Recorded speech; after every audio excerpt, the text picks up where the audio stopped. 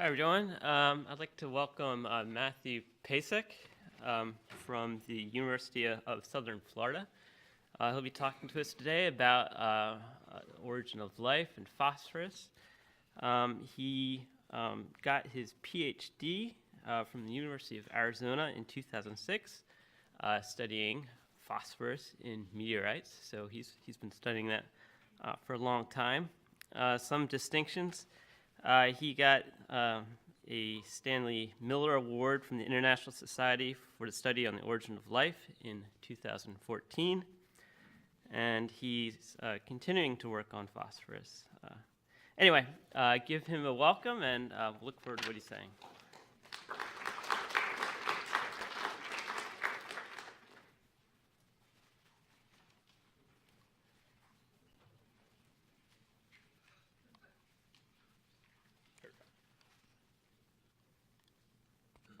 Hello? Okay, it's on? Okay, great. All right, well, I'd like to say thank you very much for the kind invite to come out to a place that currently does not have summer going on, unlike Orlando, where our summer starts, or Tampa rather, where our summer started apparently last week. So it is nice to come someplace that actually has a spring, as opposed to less summer as our second month of the year, or second season of the year. So today I'm talking with you about phosphorus chemistry. Phosphorus geochemistry, and I give you a little bit of a history on the title. When molecules matter, phosphorus and the sources on the early Earth. I'm going to talk about why, when we consider the element phosphorus, maybe we shouldn't always think in terms of phosphates, and justify that with some of the research we've been doing. But first, it always helps to say why we even care about the element phosphorus. And so phosphorus is shown right here in a variety of different formats that it's found in biological molecules. From over here, well, let's start over here. Okay, this is the molecule ATP, adenosine triphosphate. It is the energy currency of life. And so it is the molecule that is broken down when you need to do work. It is the molecule that is synthesized when you can store energy. And effectively, each one of us makes and breaks down our body's weight in ATP every day. So it's a very important, quickly cycled molecule that we use to do all sorts of important, that we use for life.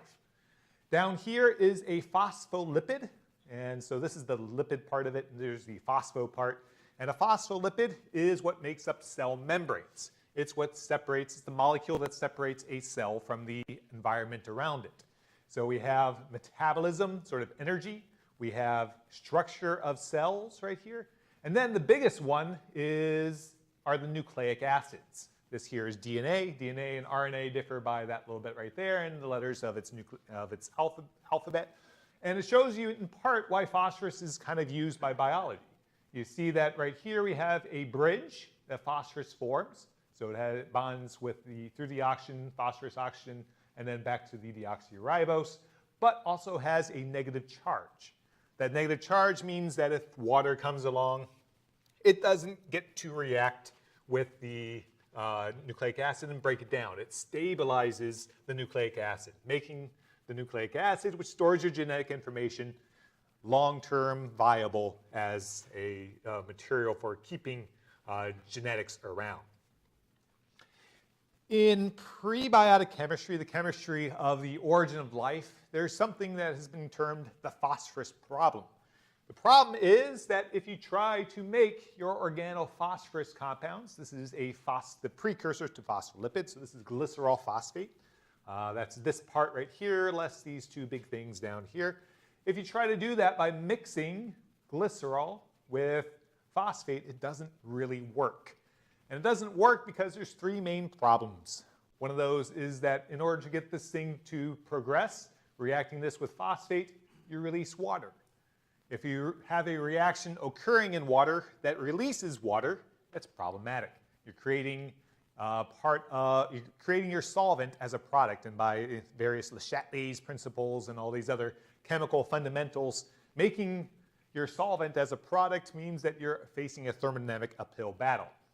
As well, the phosphate is generally a low energy molecule. It doesn't really want to do this reaction, so it doesn't really move forward very easily in much of the stuff. It will if you have nothing else around. And then the last one is the phosphate is generally poorly soluble. And so the various minerals that hold phosphate inside of it are pretty intractable if you mix them with water. One of the main minerals, and it's near and dear to our, well, near and dear to our hearts, is a mineral called apatite. And it's what makes up our bones. It's very good that it's insoluble in water because we wouldn't want our bones to dissolve away, or your teeth for that matter too, right? And so the phosphate minerals are not very reactive and they're not very soluble. It's a good thing when it's a biomineral. So the solutions that have been proposed for kind of overcoming this phosphorus problem, so making these things, are roughly 3 or 4 different routes. Roughly, the phosphorus problem has also been termed the water problem. It's a sort of a subset of the water problem, which is that if you want to cause a condensation reactions when you react something that has an OH unit on with something else that has another OH unit and release water, doing that in water is problematic. The water problem or the condensation problem. The ways around that are two main routes and one kind of bad route. This one doesn't work too well. This is if you use molecules to kind of promote this reaction. It turns out that those are pretty gunky usually and don't really drive you in the direction you want. The 2 main routes are using something that's not water. So if you don't have water as a solvent, well then suddenly releasing water as a product is not much of an issue. And the studies that have kind of taken place with alternatives to water as a solvent include using things like formamide or formamide, depending tomato, a simple 1-carbon molecule that might be able to, that does drive this reaction, mainly because it doesn't care about water. There are other solvents that can get used as well, including things called eutectic solvents. They work, but you need to have dry environments to form them. The other route is by using high energy forms of phosphorus called activated phosphates. And I'll show you a couple examples of these on the next slide. One of them that has come out in recent work is something called diamidophosphate. And this is diamidophosphate right here. Here's monoamidophosphate. So DAP is also what it's termed as, and MAP. Ram Krishnamurthy at Scripps is one who kind of explored this last year and showed that if you take this compound right here and mix it, say for instance, with a nucleoside is the sugar and nucleobase precursor to RNA or DNA. Mix this thing with that thing, you will produce a nucleotide. That is, you'll stick the phosphate on it and get a precursor to DNA or RNA in this case. So it actually will start promoting the polymerization, at least in sort of that first step, making RNA. Now, RNA and DNA, these are all often viewed as targets of prebiotic chemistry. Can you make a nucleic acid? If you can make a nucleic acid, then you can kind of say, well, we're getting part of the way to making the origin of life. And so that's part of the reason why even starting with this route is pretty helpful. And show you that there's the mass spec to show that this was happening, and they had NMR evidence as well. One that has been used a little bit more extensively, this was, again, last year, that one came out that works as a alternative, is this thing called cyclic triphosphate. This has a much longer legacy of study as sort of a thing that sticks phosphates onto important materials. And tie it back together, if you stick this in an ammonium-rich environment, it will actually form those NP-type bonds that we saw before. And they can also stick phosphates onto simple sugars. There's a bunch of others who have investigated this, including the phosphorylation of something called glyceric acid and adenosine, which is a nucleoside. There's been some other work that shows that if you take trimetaphosphate and stick it with a ribozyme is an enzyme made of RNA, it will build nucleic acids.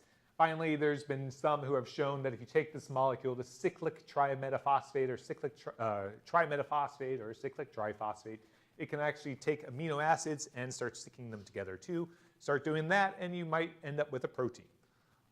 Of course, might means, you know, protein needs to have function to be useful, but hey, it's at least a first step. However, in both this case, the cyclic triphosphate, and in the example of DAP and MAP before, there are pretty much relatively few is probably an overestimate. There are no known terrestrial minerals that bear either of these ions in them. So they're not actually formed by or yet identified sources of phosphorus. So to kind of tie this together, if we took a look and see what phosphorus is actually doing on the early Earth, some of the earlier studies were kind of understanding the geology of phosphorus and a phosphate on Archean-ish oceans, so 2.5 billion years ago or so.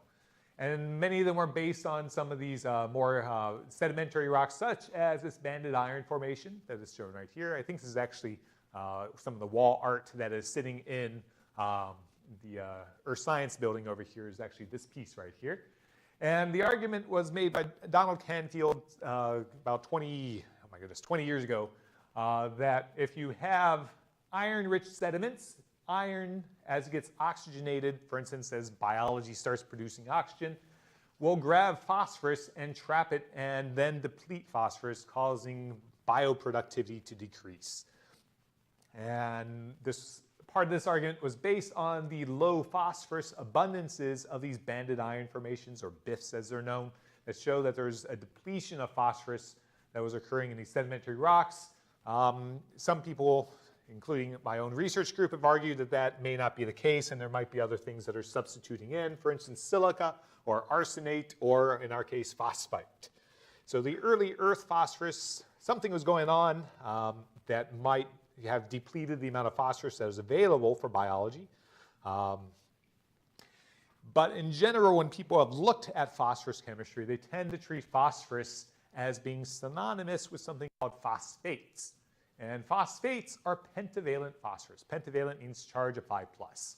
And the reason for this is that most of the minerals that have phosphorus are these minerals that are known as the apatite minerals. Again, apatite minerals are the biominerals that make up bones and teeth. Has a formula here, calcium 5, phosphate 3, and then usually a hydroxide, a fluoride, or a chloride, depending on what mineral system you're looking at.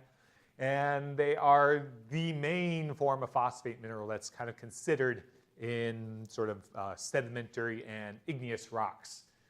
Now, phosphate is often justified as being the only source of phosphorus based on this diagram right here. This is something called a Pourbaix diagram or an EH-pH diagram. What it does is it shows the dominant forms of phosphorus as a function of pH and redox potential. Two dashed lines show the conditions that are usually present on the surface of the Earth. And you see that pretty much everything here is H3PO4, H2PO4-, so on and so forth. These are all phosphates. Phosphoric acid over here, and then various inorganic phosphates over here, or orthophosphates as they're sometimes called. So there are other forms of phosphorus that have been found, other mineral forms, but in general, everything is believed to be phosphates. In order to get these other oxidation states, you kind of have to go past this dashed line, which people tend to think that you really have a hard time doing. However, if you were to do that, there's a lot of different molecules that bear phosphorus in them. So again, this is phosphate. It is not phosphorus surrounded by 4 oxygens. But you can also form the dimer. That means 2 phosphates stuck together by a bridging oxygen.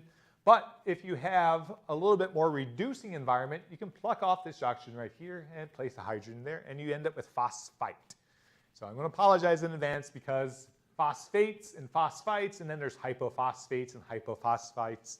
These are defined, some 100 years ago, and the names are problematic and not easy to kind of clear up, but we're focused primarily on phosphite. But I should also note that there is a gaseous form of phosphorus called phosphine. Talk about that in a little bit. It's not something you really want around, but it is present in certain environments. Hopefully not a lot. So this is also the end product of rat poison. And so that's the one we want to kind of avoid usually. But let's take a look at this phosphite first. So I told you that the solubility of phosphate was possibly a problem on the sort of early Earth. But if you take the phosphites instead of the phosphates, it turns out that these guys are a lot more soluble. For instance, if you bind phosphite to calcium, you'll get millimolar concentrations of phosphorus. Compare that to the apatite minerals when you're dealing with micromolar concentrations. Similarly with magnesium or with iron, especially iron, it's very true. You end up with 0.1 millimolar or 10 to minus 100 micromolar concentrations of what those correspond to. And if you compare that to the iron phosphates, you're down to sparingly little phosphorus. So the reduced forms of phosphorus, the phosphite, is a great way of liberating phosphorus into the environment. Problem is, we do not think there are very many good sources of phosphite. That's sort of the dominant paradigm in geology. Can you get phosphite on the surface of the Earth? The other problem is that when we kind of go looking for phosphorus, most of the time we treat phosphorus as, through atomic analyses. And so atomic analyses means that you take your sample, you burn it up, and the only thing you get out is the atomic abundance of phosphorus. And ideally, in order to get some of these other forms of phosphorus, you'd want to be able to get the molecular form of phosphorus. So the atomic form, that's like, we are 20 or 100 grams of iron. Well, that's interesting. Where's that at? That's in heme and other molecules. So understanding where things are at can play a big role in predicting what the geochemistry might be. So for anyone who's interested in sort of finding phosphite, the recommendation is do not use anything that burns your sample that has an ICP in front of it. ICP is inductively coupled plasma, so plasma turns your sample to plasma, and that's a good way of measuring phosphorus in general. Alternatively, you can use Raman, and it turns out that phosphorus, the pH bond has a very specific stretch around about 2500, 23 to 2400 inverse wave numbers there. If you use phosphorus NMR, and I'll come back to some NMR, spectra NMRs, you can use this as a tool. Just read this as a frequency scale right here, and individual peaks tend to correspond to specific speciations, molecular arrangements of phosphorus. And you see that in all these phosphites, there's actually something that gives a very clear signal of phosphite versus phosphate. Namely, there's 2 peaks, and phosphate only has 1. And then you can also use chromatography and do some chemistry and separate these guys. You get very good analytical limits of detection using this method, but then there's a potential for some overlap here too. So if you want to look for it, these might be the tools you have, but let's consider there might be sources on the surface of the Earth. And we can justify that in part because there seems to be sources present on the surface of the Earth today. And we base this in part on modern biology. These are cells called Prochlorococcus, and Prochlorococcus is the primary producer of oxygen in the oceans. And it's the thing that makes most of the oxygen that ends up feeding everything else. And it's a small bacteria. You see that that's pretty, about a little bit close to micron in size. And they're photosynthetic organisms. Turns out these guys can survive on phosphorus as phosphite instead of phosphorus as phosphate. They can do both. So why can they do that? And how do they actually have the genes available to do that? Well, it means that there's some environmental source of it that they can use and incorporate into their biology. In addition, there are these organic compounds called phosphonates, and they have a carbon-phosphorus bond in them, and those things are found everywhere. They're found in soil and environments, and so they are nominally more reduced than the organophosphates, and hence there seems to be a redox cycle of phosphorus in modern biology. Now the weirdest example of reduced phosphorus actually comes from a paper that I was a co-author on 8 years ago, where they took termites and ground them up because, well, they're termites, right? So, and extracted some of the goo in their hindguts. And the hindguts are where the wood goes first to get digested. And when they extracted the hindgut material, they actually found phosphorus is not phosphate, but in fact is a form I haven't really talked about too much called hypophosphite. It has 2 hydrogens bound instead of oxygens on it. And so what is going on? Well, it turns out the hindgut of a termite is an extremely anaerobic environment, and it's turning phosphate into hypophosphite in these environments. So that was neat to see, pretty bizarre, pretty unusual environment going on there. So we took a look in our modern studies at various swamps in the state of Florida and elsewhere too, or not elsewhere, other types of bodies too. So scientists for scale, and this is actually a swamp right here. You can't really tell because that's all duckweed growing on top of it. This is probably alligators hiding in there ready to take out that unaware scientist right there. taking samples of what is effectively you can term groundwater, and then analyzing it by HPLC chromatography coupled to an ICP-MS. Like I said, don't use ICP-MS. Use an ICP-MS if you have an HPLC in front of it, because then it can separate out the molecules. Turns out that we saw a very clear peak of phosphite in these samples of water. Not a lot, but consistently across all the samples, this is P1+, P3+, and then the phosphate, you see in general that you had about 10%, 1 to 10% phosphite. Some of them had a lot more, but most were kind of on this lower end here. So there is a trace amount of phosphite in all sorts of water samples all across Florida, likely elsewhere. There's nothing really special about Florida, other than Florida man, right? But everything else, yeah, there's nothing too special about it. So it turns out that this is the argument for reduced forms of phosphorus is not exactly new. I mentioned this gas right here, phosphine, as being something you don't want. Again, rat poison. But it turns out that the first identification of naturally occurring reduced forms of phosphorus comes about from a paper in 1988, where they were taking a look at a pig slurry processing plant. Again, like phosphine, not someplace you want to be near. But they're analyzing, and they're analyzing the gases evolved from this pig slurry processing plant, and happened to find that a good portion of the phosphorus was actually in phosphine. Not in phosphorus, a good portion of the gas consisted of phosphine. Toxic levels for certain at that point. And this spawned a large survey over the next 20 years after of how much phosphine is actually present in the atmosphere. Now, in the case of this pig slurry plant, it was on the order of parts per million to parts per thousand, which is very high. And then, but in general, the atmosphere, the gases in the atmosphere, even today, it's present at about a part per trillion in all the gas that all the air you're breathing in. And so it does range from about part per quadrillion up to about a part per million under sort of typical environmental conditions. Go next to a swamp, maybe you're hitting up parts per billion, parts per million. Sit in the middle of a desert, maybe it's parts per quadrillion. But this form of phosphorus is reduced. It is fully hydride, has 3 hydrogens bound to it. And when we started kind of figuring out, and it's been known for some time that it's being produced, and no one's really been able to figure out where it's being produced. We have an argument in this paper where we reported the reduced forms of phosphorus. It turns out that if you have some amount of reduced phosphorus in the environment, about 20%, which if you remember from our Florida water samples was not that far off from what we were saying, you can actually engage it in something called a disproportionation reaction. And you take 2 forms of phosphite, 4 atoms of 4 molecules of phosphite. You can actually oxidize 3 of those to phosphate and reduce 1 of those to phosphine.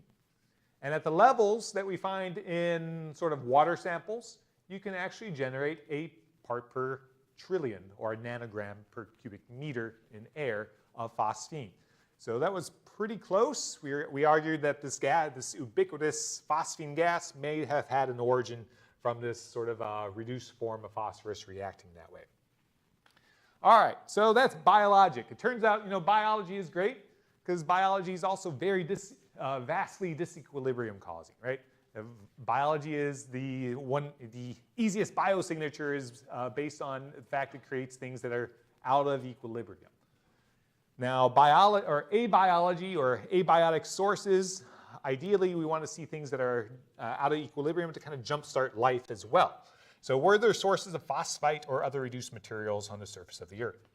Again, a highlight, most phosphorus is in this mineral apatite, but it turns out in sort of the globe, a solar system perspective, much of the solar system's phosphorus is actually wrapped up in metallic form.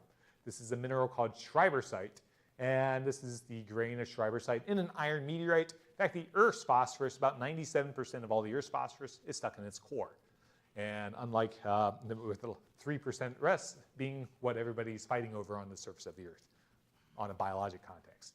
So much of the Earth's phosphorus is actually in these weird iron nickel phosphorus minerals. In fact, there's no oxygen in them, and they are pretty good sources of reduced forms of phosphorus, including the phosphite anion. And so a lot of my work back when I first came here, a little bit more than a decade ago for Colloquium, so I've I enjoy coming out to Washington for that reason alone. It was one of my first invited colloquia. I first explained that or first told you then about phosphite being present. Turns out that if you have these weird minerals that bear phosphorus called triphosphate, and you place them in organic slurries, you can actually start creating more interesting things. So for instance, if you add some adenosine to triphosphate in water, again, water was always the issue, but in this case, it's no longer an issue, you can start forming nucleotides. In this case, 5' AMP, which is sort of the molecule we're aiming for. This is the phosphorus 31 NMR spectrum. So again, the peak positions and the multiplicity of the peaks tell you something about the composition of these things. We showed adenosine got phosphorylated, making a nucleotide. We've shown also glycerol can get phosphorylated by triphosphate. And then there's even another molecule that kind of involves lipids called choline that can get phosphorylated just by adding it to water in these solutions. And these are mass specs, or HPLC mass specs of the products here too. They show pretty much the same thing. But one of my more favorite examples is exemplified by these nice repeating GIFs here of things you don't really want to see, especially this one, right? Lightning striking not far, chipping out that building right there too. So lightning is a very high energy phenomenon. And when it strikes soil, it generates something called a fulgurite. And so lightning, it came down, this is a fulgurite from Kentucky, and was struck pretty much right here. And you see what happened to the rock or the soil around it, right? It turned effectively instantly, well, a good portion of it instantly vaporized. The portion around that turned into liquid, which turned into glass. And another region around that kind of turned into sort of a baked material. So lightning creates these weird rocks. They're called fulgurites. And some years ago, we said, well, this is pretty high energy, and there's some parallels between this, and you got a high electron flow, so maybe this is a good reducing environment. And we took a bunch of these fulgurites, crushed them up, and extracted them to constrain their phosphorus chemistry. So most of the phosphorus you see in at least these two examples here was in phosphate, but we're excited by this little peak right here and here, which corresponded to phosphite. Phosphite in these cases. And then in one fulgurite, it turned out majority of the phosphorus had changed oxidation state from phosphate to phosphite. When looking for what was the identity of the carrier of this reduced form of phosphorus, and took a look by microprobe at some of these samples, found this rather weird phase that's definitely been melted. You can see that. And the lighter material bore some amount of phosphorus, and we believe this to be the carrier, but we don't have good identification showing that that is indeed the case. So lightning is capable of reducing phosphorus. Meteorites are a source of phosphorus. And we said, well, in that case, we're having luck finding sources of this stuff. Maybe we can continue hunting for it. And when I first came out back in 2007, a colloquium here, Roger Buick said, here, take these rocks and analyze them. And so we did. And these are the Kuntaruna carbonates, so about 3.5 billion years old. And it took us about 5 years to get the technique and methodology down to kind of even extract the phosphorus. The first approach we took was NMR, and that turned out not to work very well. But then we eventually got much nicer instrumentation to kind of analyze these samples. So you can see the nice banded layers within this carbonate, and we extracted we had an extract of sodium acetate and acetic acid of the carbonates to kind of bind up the calcium, and then place the extract into a chromatography with mass spec, and we showed that there indeed is a clear peak corresponding to phosphite in these old carbonates. What the source of that was, we argued at the time, was probably meteoritic. And we analyzed some other rocks, did not see any evidence of phosphite in 2.8 billion years and younger rocks, indicative that maybe something weird was happening. Now, in the time since then, we went back to try to figure out what was phosphorus doing, and we had a very nice finding some years, a year ago, that we published, that actually shows that if you take phosphate and mix it with ferrous iron, you can turn that ferrous iron, ferrous being a reduced form of iron, iron 2+, to an iron 3+, ferric iron, and couple that to the reduction of phosphate to phosphite. Doesn't work very well, but it does work. And so here's the phosphate peak in phosphorus NMR, and then there's this doublet right here. That is our phosphite. And then there's even a little bit of dimer that gets formed as a side product. But you see that this is showing very clearly that the oxidized form of phosphorus is being turned into a more reduced form. In this case, it's about 4%. Our thermodynamic prediction said it should be 10 to minus 4, so we actually had higher, indicating something's a little bit wonky with some of the, at least the initial thermodynamic calculations we had. We then had a set of other types of rocks that were from Greenland here and extracted those as well, and did see a signature of phosphite in the extracts as well. We're not extracting all the phosphorus in these rocks, but a portion of, we probably are extracting nearly all the phosphite just because it's more soluble and easy to extract than the phosphate. And in these samples right here, we are seeing some of the reduced forms of phosphorus. Most of these sediments were ferruginous. They bore lots of iron and probably were causing the reduction of the iron through some gentle heating, 100, 200 degrees Celsius, not too hot. And then show some new stuff we just have coming out. These are extracts of serpentinites.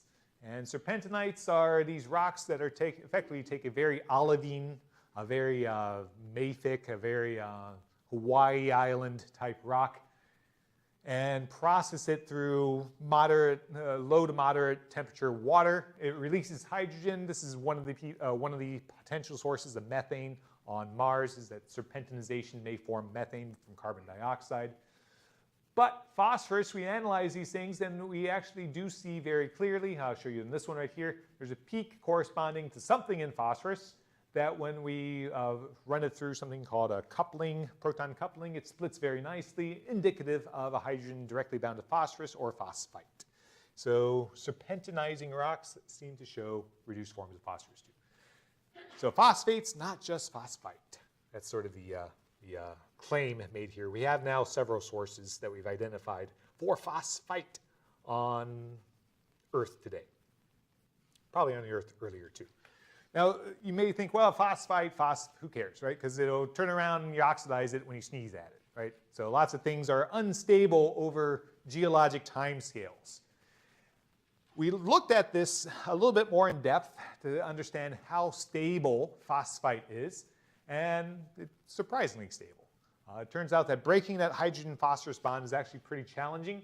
For instance, when my colleagues had a vial of phosphite sitting in water sealed under air, so not even under sort of Archean environment, but under much more reducing conditions, and then forgot about it for 5 years, because that's what happens in science when a grad student leaves, and then you're stuck with, oh, what's this thing? Oh, well, let's take a look at it 5 years later. Looked at it 5 years later, and 0.1% had oxidized. Sparingly little had oxidized, despite being sealed under air. And we took a look at the salts and then ran them through something called thermogravimetric analysis, which is effectively you have them sitting on a scale and then you heat it up under air. In this case, these are all being heated under air, and you see that pretty much the first thing that happens is they all drop in mass. They're dropping in mass because when you form these things, they actually have waters bound to them, and first thing they do is dry out. And so they all dry out. And then you see right here that this one just kind of stays constant for the most part up until around about 600 degrees Celsius. 600 degrees Celsius, it gains some weight, and it gains some weight because it's being oxidized. Turns out that these guys take 600 degrees Celsius to oxidize the calcium phosphite. It's pretty stable. We've got some other data that shows that, you know, if you extrapolate some oxidation rates, it takes a long time to oxidize some of these salts of phosphite. You can see here this guy hasn't even fully oxidized yet. There's a couple other things going on here that we're still trying to figure out. But it is not actually a straightforward process to oxidizing these things. So let me give you a model of why this might be important sort of an Archean or early Earth environment. So if you take iron 2 and bind that with phosphate, turns out that, you know, iron and phosphate, not the best things that bind together. Calcium tends to be what it likes to bind with, but let's say you have some way of binding iron 2 and phosphate together, and you can make, say, a ferrous phosphate mineral. Turns out the mineral is insoluble and it might settle down to the surface, or maybe it's a ferrous oxyhydroxide bound to phosphite or a phosphate or something like that. Again, this is phosphate. Take these guys, bind together, and you have a layer of it kind of like this. You let that stuff heat up. When you let that stuff heat up, you can promote the reduction of phosphate to phosphite, yellow, green to yellow, and oxidize the iron blue to red. And we've shown that that works thermodynamically. It doesn't produce a lot, but it turns out it doesn't matter because the phosphite is more soluble. So if you have water flowing through your sample, you start extracting the phosphite and promoting the continued reduction of phosphate to phosphite. So if you can remove it out because it's more soluble, it'll keep causing this reduction to occur. So the iron to phosphate combine together, and you can get a reduction process extracting phosphorus as in the form of phosphite.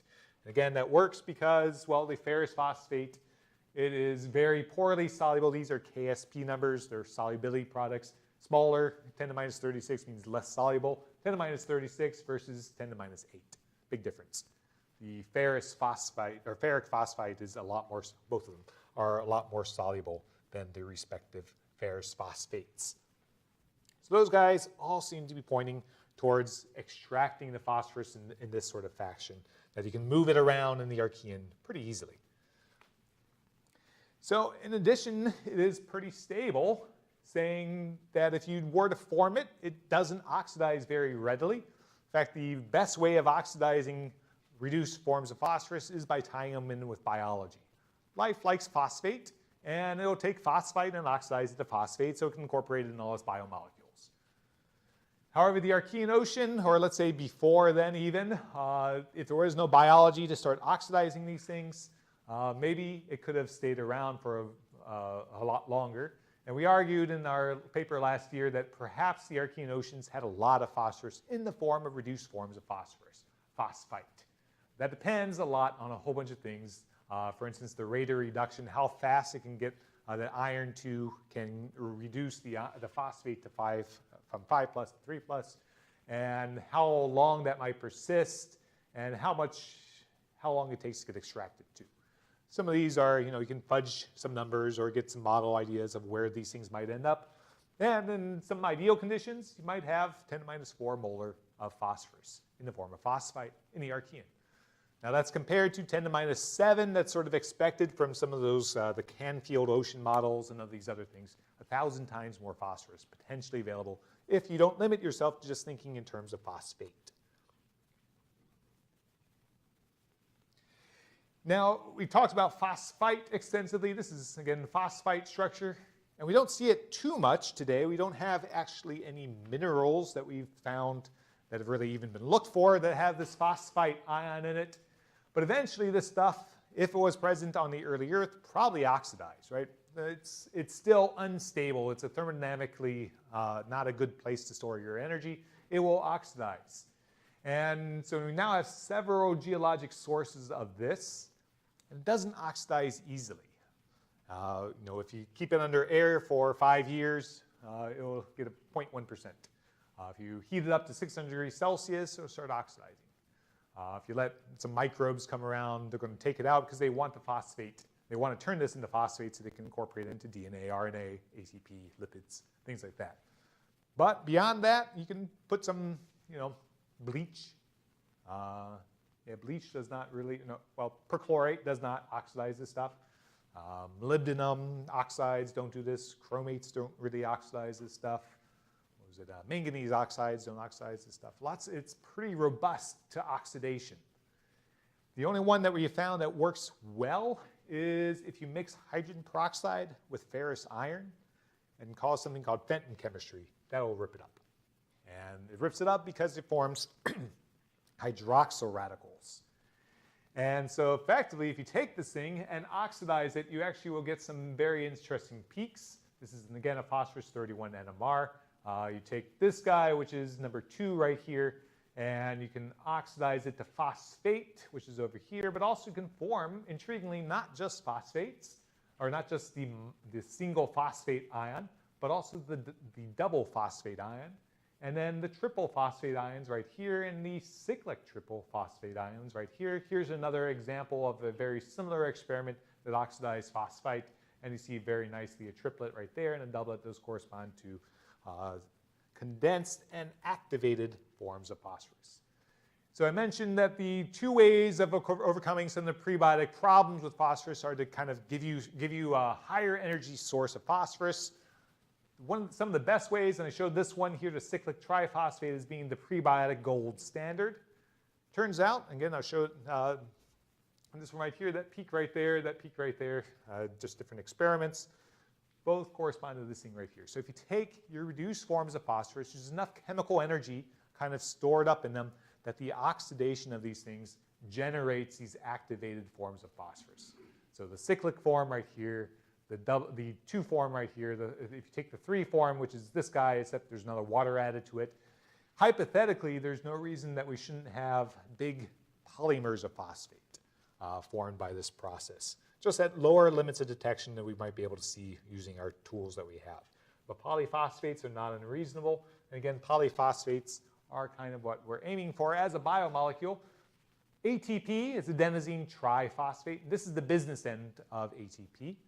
The triphosphate is what breaks down and gets reformed whenever you need to do some energy. And there's some molecular justifications that you might not even need all this big chunk right here. This is the A part of ATP. That adenosine part may not be too necessary. There are actually organisms that will store phosphorus and chemical energy in the form of polymers of phosphate, just big long chains up to about 100 phosphate units all stuck together. Very similar to ATP, and what they do is when they have stored it in these big polyphosphates, will come along, use an enzyme, and stick it back onto adenosine, making adenosine triphosphate, another thing. So they use this as a store of energy and of phosphorus. Hypothetically, that's a pretty easy molecule to form. The polyphosphates are easier, certainly, than sticking on a piece of RNA right here, adenosine, to kind of do that stuff. There's not really there's justification in modern biology for this, but maybe on the early Earth, prebiotic chemistry may not have been too necessary. Give a little bit more example what happens when you oxidize this stuff. Take again phosphite right here, and you start heating it up. In this case, this is the sodium salt. You start right here, and nothing happens, even if you reach 300 degrees Celsius. And this is after 7 days. Nothing's really happening. And phosphorus in phosphite is 3+ oxidation state and 1 molecule of phosphorus. But once you get up to about 350 or even 400, that's 350 is the blue dot right there, 400 is the light blue dots. It first starts to polymerize or form the dimer. And so that means that it takes 2 of these phosphites and sticks them together, kicks off of water. And so the first thing you see is actually loss of water, but still no change in oxidation. Oxidation state, it's still 3+ effectively. But if you kick it up to 350, 400, it starts to oxidize at that point. And it starts to oxidize going to kind of, it doesn't actually go to oxidation state 4, +4. What it does is instead is the average of all the things ends up being close to +4. And also starts to form some more interesting molecules that have now an average of 2.5 phosphorus atoms inside of them. Heat it all the way up to about 450, let it sit for 7 days, and all the phosphorus ends up as phosphate. Again, this is under air, and has 3 phosphorus atoms per molecule as well. So again, start making things that start looking like this by oxidizing the reduced forms of phosphorus. And this is a heating experiment that shows it. Sort of the more accessible way, again, is by this thing called Fenton Chemistry. What Fenton Chemistry does is it takes peroxide, reacts it with ferrous iron or even ferric iron. They both work. It's not quite catalytic, but at some point there is an iron 2 to iron 3+ ratio that is catalytic. What it does is it breaks them down and forms OH. And OH in water is something, I mean, this is why peroxide works as a disinfectant, because it goes in there, forms hydroxyl radicals, which kill everything, including the cells that you put it on if you use it to clean your wounds, which is why they no longer recommend using peroxide as a disinfectant. And that's because it tears up everything, including tearing up this hydrogen-phosphorus bond. And again, that's the main thing that's been problematic in doing this. And again, we have this phosphorus NMR that shows that you can actually oxidize, including forming things that are important, 3 phosphorus atom molecules, including the cyclic form. The oxidation to reduce phosphorus produces polyphosphate. Chemically, if you're curious what's going on, this is a rough diagram of what we think is going on. If you want me, I can explain this a little bit, but it's not quite necessary. We have the hydroxyl radical attacking there, finally pulling it off, forming something called a phosphite radical. Two of those guys can come together, and one of them will grab both electrons, and the other one won't have any. The one that grabs both is actually returns you to the starting material, but you can get this one here, which will react with water to form phosphate, or which will react with phosphate and form the dimer. This is a very unstable molecule called metaphosphate, and it's pretty good as a molecule for sticking phosphate on. So again, take us back to this model of sort of the early environment that consists of phosphorus, including the reduced forms of phosphorus that get extracted. We have the phosphate and iron 2 settling out, getting heated, extracting phosphite. Phosphite can go into the ocean again. And once it goes in the ocean, you can then start to oxidize it. What way can you get oxidation? Well, one of the ways, there's probably others too, there certainly are others. If you start oxidizing, for instance, you can photolyze water, you can get a little bit of hydroxyl radical or peroxide. Once those peroxide radicals come around, they can react with the phosphite and start oxidizing it, taking these phosphates to phosphite and then oxidizing them, including forming multiple phosphorus units, including the trimer phosphate or even the cyclic trimer phosphate too, trimetaphosphates. And so this is a way of generating through a global phosphorus cycle prebiotically relevant molecules of phosphorus. And just to show that this is not quite thermodynamic equilibrium, this is a diagram that came from paper got out 2 years ago that shows that down here in this line, this is equilibrium chemistry, so that's delta G equals 0 effectively. Turns out that all the solutions that we're taking a look at are many times out of equilibrium. We're talking a million times out of equilibrium, down to about 10,000 times. So many of these are highly out of equilibrium. These are the solutions where kind of the products. So reduced forms of phosphorus are very good at still containing a lot of free chemical energy. So this oxidation product is doing something potentially relevant. All right. So with that, it gives some sort of a summary. Phosphorus is not just phosphate. We now see several different sources of phosphite present on the early Earth, from things ranging from meteorites to lightning strikes to coupling its reduction with iron oxidation to something going on with serpentinites. So forms of reduced phosphorus are present. When you oxidize these, you can form polyphosphates. So polyphosphates are a good source of energy for kind of kicking off prebiotic chemistry.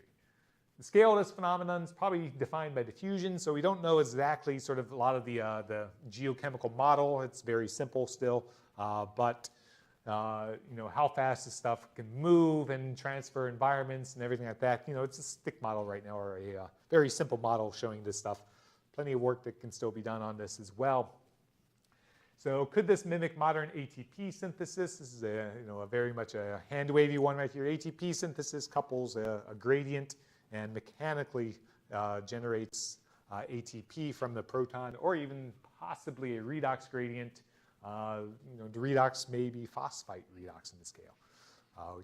The throwaway sentence right there. So what scale is this phenomenon acting on? Well, we're not really sure either. I mean, maybe it's ocean level, but it could be pond level, could be water pore space level too.